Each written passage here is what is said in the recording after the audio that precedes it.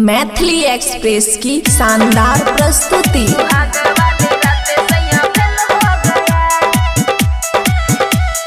Music by DJ Guddu Raj. Khushi recording studio बलुआहा।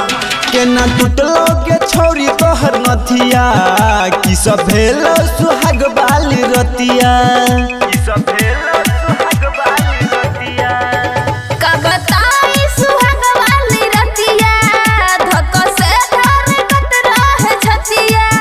पहले घूंघटा उठाया सैया कोरा में बैठाया, पहले घूंघटा उठाया सैया कोरा में बैठाया, तब उनका से मिल हो गया।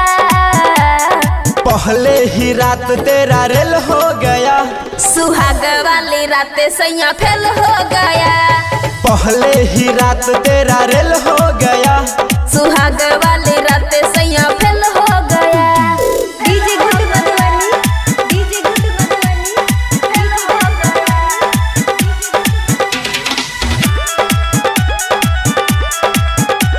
सुहाग वाली रात सैया फेल हो गया।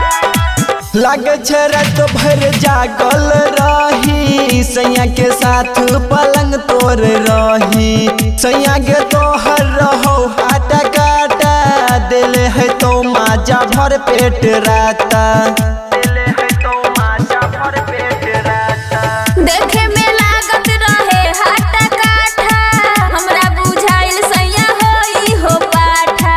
सोचत रही कि होई राइफल हो, ओकरा लगे रहे देसी हो काटा। हम के तानो छुएनी तबो मजा नाही पैनी, हम के तानो छुएनी तबो मजा नाही पैनी, ओकर नौजल ही जाम हो गया।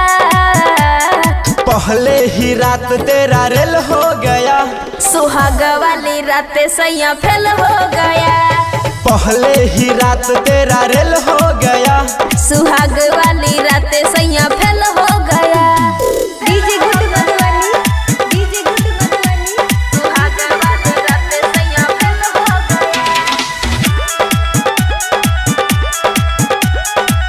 मिक्स बाय अमन अक्के। कला ही शादी लागै नहीं छी खुश गे, अपना सैया से लागै छी रुस गे। नैहर में यार संगे गर्दा उड़े लही, ससुरा में सैया से माँ जान पैलही, ससुरा में सैया से माँ जान पैलही। ओकरा से निक रहे नैहर के यार हो, भइल जवानी अब तो हमर बेकार हो। करे के मन रहे हमर ना शादी, लेकिन रहे बाबू हमर तैयार हो। हम तैयारवे के साथे मन करे जाई भागे, हम तैयारवे के साथे मन करे जाई भागे, आके ससुरा में जेल हो गया। पहले ही रात तेरा रेल हो गया, सुहाग वाली रात सैया फेल हो गया। पहले ही रात तेरा रेल हो गया, सुहाग वाली रात सैया फेल हो गया।